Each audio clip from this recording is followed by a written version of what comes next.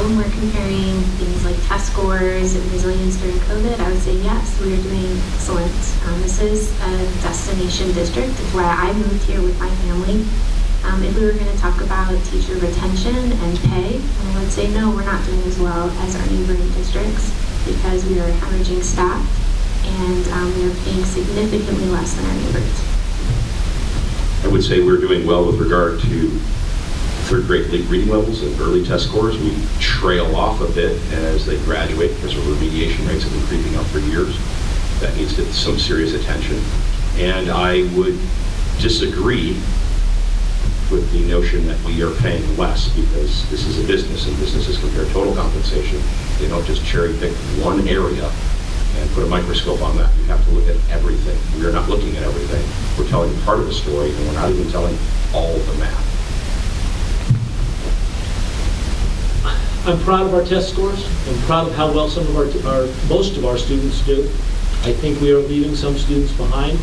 I think that in a district where we have 55 educational assistant positions open because we pay them $1 an hour less than people pay at Quiznos, probably we have some problems we need to address.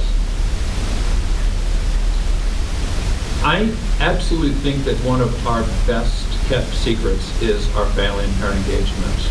But I want to just in the last few seconds talk about our career technical education and our opportunities that our children have to earn college credits. I'm actually on the aviation board, and as a pilot at United Airlines, I'm excited about the future of the kids that are coming into our aviation program. That, advanced robotics, cybersecurity, and so many of those other programs, I think are something we absolutely are doing a great job. So I agree with Valerie and Brad with what they mentioned with our academic scores, and definitely agree our post-secondary opportunities. I think we're really doing a phenomenal job in those areas. We are losing teachers though to other districts because of competitive pay. That's just the reality.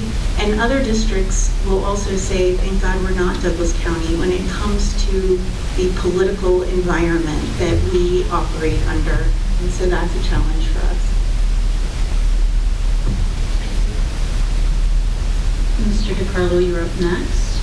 If both ballot issues 5A and 5B pass in November, how would you spend the additional funds? Exactly what had been promised. Part of the problem with our budget is it's 100% fungible. So you get a tax increase like we passed in 2018 to do one thing and we do something else with it. I would be a warning beacon screaming anytime a dollar went somewhere where it was not earmarked to go. We have to be responsible if this is passed. We have families and seniors struggling. These are expensive times. They're reminiscent of the early 80s, and I'm old enough to remember them. I'm old enough to remember what happened in my neighborhood back then. It's a bad time to be asking. All right, and just to make sure we're all on the same page, so you do have 90 seconds to question. Would you want to She gave me a stop. Sure, yeah. Well, Feel free to take up. am I speeding up? Yes, I would like more time. Okay. Yeah, I'm old enough to remember what it did. I remember the steel mills closing. I remember people not being able to pay their property taxes at a time where they weren't conveniently lumped in with your mortgage. You paid them separately back then. So if it came down to paying government or keeping your lights on or heat in the middle of a Chicago winter, guess what? Government waited, and government should always wait because the individual takes precedent priority, including the school child, over the government itself. It's a terrible time to be asking for more money. It's irresponsible, and they were just told no. How long is a no good for? My mom used to say, I said, no, you can ask me for a week. I don't know how that applies politically, but I'll say it. The president of the school board, Mike Peterson, told us in January that dirt wasn't even on the coffin of the last election, and he's going to be back asking for it again. That was deplorable to me. I was like, no way. No way. I'm going to speak up, and I have, and I'll continue. First of all, there should be no question how the money is going to be spent because of the way that it was phrased. Because Valerie and I on the NBAC demanded that it be made very clear that it would be spent, the mill would be spent on teachers and $6 million for security, and that the bond issue would be spent on 3 new elementary schools, renovations to 2 new middle schools, and then spending across the district for all of our buildings, including charter schools. That's a promise that's been made. We had to make that promise because, honestly, every bit of polling told us that voters don't trust the school board unless you make it that clear. So I will be there if the Mill Bond Oversight Committee run by my friend John, who has never seen a field of weeds he wouldn't get into to talk about how we're going to watch this stuff. We're going to pay attention. We're going to have citizens pay attention. That money is going to be spent right. The $6 million for security is going to be spent on personnel to help us. The money in the bond for security is going to be spent to harden our buildings, to help our charter schools to improve our communications. Buildings don't heal. As they get older, they have to have improvements.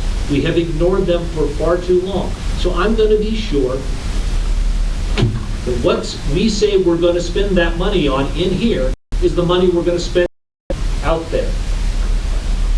And that was a powerful lesson learned, and I agree with you that the language is well-written, well-designed, but it was a lesson learned from 2018, when the language was not clear and things were promised and not delivered.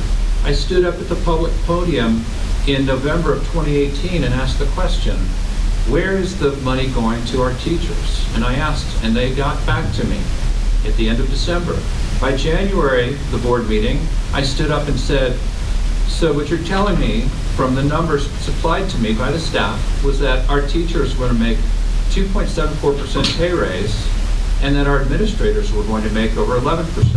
And at that point, the superintendent who called me that day had his pre-prepared comments, and what they did was the very next day they rescinded the pay raise for those administrators.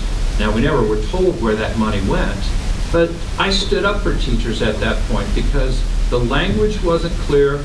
They did not spend it the way that they promised us that they would, and that's where we lost the trust. And that was when it had to be very specific in 22 and in 23 language. And I'm very proud of this board for actually standing up and making it very, very clear in every board meeting exactly where this money was going to go. And to answer your question, it's going to go where it's meant to go. Sure, I was going to ask you to repeat the question. I wanted to make sure it was how to spend. Yeah. If both ballot issues 5A and 5B fell in pass in November, sorry, that's not. How would you spend the additional money? Okay, so how to spend. So as Brad showed you earlier, this booklet outlines how every dollar will be spent for both the mill levy override. So mill levy override is the money that goes into the operating budget that goes all into the salary for our employees. And then the bond is 5B. And all of that, every single school and how funds will be spent are articulated in this document. Brad had mentioned INBEC. For those of you that don't speak acronym, that's the Mill Bond Exploratory Committee. So it's a committee that was pulled together of citizens, diverse citizens who have every different political belief, to come together and look at whether or not the school district should go out for a local election. That committee was phenomenal. Both Brad and Val served on that committee, and they recommended that we go out. The board also had polling done. Our community, while they don't trust the board, that's the top concern is that the board is too political. They do believe that our schools need funding. That is understood by our community. And for that reason, I've approved 5A and 5B twice now to be on the ballot, and I'm very, very hopeful it will pass this November.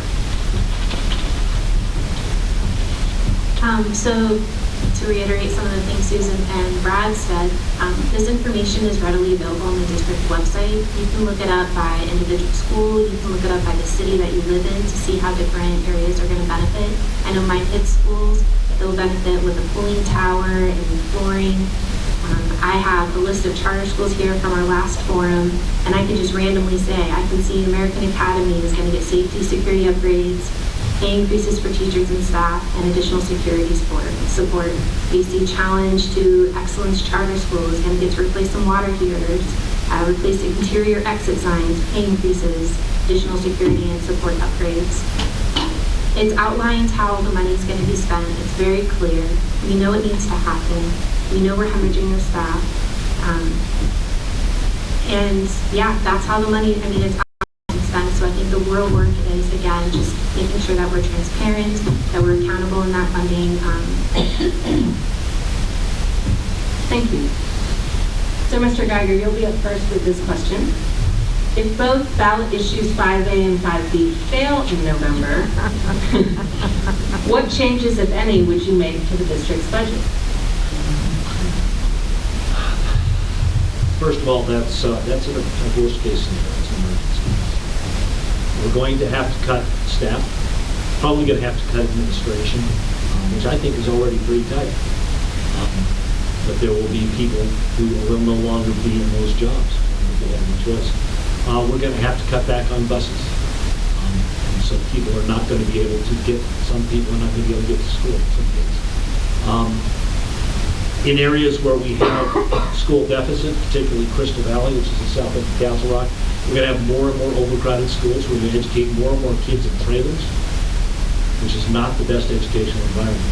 We're going to have to probably take money out of operating budget, because when the climate control system in Douglas County fails, or the water system at Highlands Ranch doesn't work, we're going to have to take money that we would pay teachers and other staff and direct it to that, because you have to have the building operate. We're already looking at probably having to, or at least thinking about combining schools in Highlands Ranch. That will have to be sped up. It's going to be a serious issue. We're unquestionably probably going to have to drop, God, I hate to say it, some teachers, probably some programs. I fear that it will fall most on a lot of our special education kids. Some of our gifted and talented programs will probably have to go by the wayside, and I hate to say this, some of our athletic programs are probably going to have to go on contribution from the parents. This is a tough question, and it would take some very serious consideration of what are the options, and that would come from staff. Staff would have to give us, as a board, input on what could be cuts. But what you've asked is, what are some things that could be done in order to try to bridge the gap till the next time when there could be a question asked on the ballot? And I was a board president at Flat River Academy from 2009, 10, 11, right after one of the worst times in our economic history. And we had to look at every single budget line and look at every single area and say, what is a sustain and what is a remove? But the number one thing that we said, and it was our priority as a board, was that we were going to protect our employees. Because if they were protected, they were going to continue to provide a great education to those kids. And I'm very proud of the fact that we came out of that, and I would dare say that not a single education day was lost. And I don't believe that the children actually understood what was swirling around them, the problems that we were dealing with in our budget. And that's because the parents came through. As a district, we will have to, like never before, lean on our parents and our grandparents to step in and help and actually fulfill FTE, full-time equivalent employees. So while I agree with all of those potential cuts that Brad mentioned, I mean, there's so many different cuts that could be made. I think it's premature to really say what would happen necessarily, or even what I would suggest should happen. When I was first elected in 2019, shortly thereafter, we were told we needed to cut $30 million from our budget. There was a state shortfall of $30 million.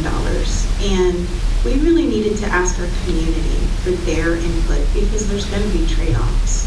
I mean, there's going to be cuts to programs, pay, all these different things. But I actually built a simulation tool and made it public to the entire community, where people were able to weigh in, like, I prefer this over that. And I would encourage us to do a very similar process if we find ourselves in that position moving forward. The public schools are our schools. It's our community schools. And we as a community would need to come together and make those difficult choices together and really understand the effects of those choices, which is what I really love about this simulation tool, is it really helps you understand, if I cut this, this is what the impact is, and vice versa. So that's how I would approach that. So I'm really optimistic that 5A and 5B is going to pass. I have a lot of faith in this community that we are going to take responsibilities for our schools and take care of them. We do see what the ramifications look like when these measures don't pass. We saw them when they didn't pass last year. Our turnover rate increased. We lost more teachers. The applicant pools are very small and in some cases non-existent. We're feeling the effects of it not passing. We have bus routes that every 5th week don't run in many areas where kids have to find a different way to get to school, and some of them don't make it to school that full week. So we're feeling that impact. But like I mentioned, optimistic. This ask is very real. I completely understand the no tax increase stance and the benefits of holding the government in line with unnecessary tax burden. But again, it's our responsibility in this community to take care of our kids and take care of our education system. So I'll go ahead and be the skunk in the woodpile. We have failed to plan. Back in 2011, when the board asked for a far smaller and more modest increase, there was a black budget and there was a blue budget. The District Accountability Committee, which I was to join soon after that, voted on those budgets and made recommendations to the board, but there was a plan either way. I have not seen a plan for failure. And when you fail to plan, you plan to fail. I'm not optimistic. I do not believe this is going to pass because I think times are harder than the school district wants to believe. And we have the behemoth of HH on the ballot, which is a god-awful, twisted lie. And people are going to vote no in this county, and they are not going to differentiate. So, we have failed to plan. We have, next year, if you're a senior citizen, you're going to get a whopping $60 more a month in your Social Security. Great. If you're working a side hustle like my 75-year-old mother does, all that means is you can now earn less at the side hustle because they haven't re-indexed your Social Security since Reagan was president. We are putting such a burden on folks that are out of their prime earning years. And we have a lot of them in this community, and it's irresponsible. We should have planned ahead. We should have listened to no when we were told no, and we should have come up with a stopgap. It is too late to do that now. Your guess is as good as mine as what's going to happen.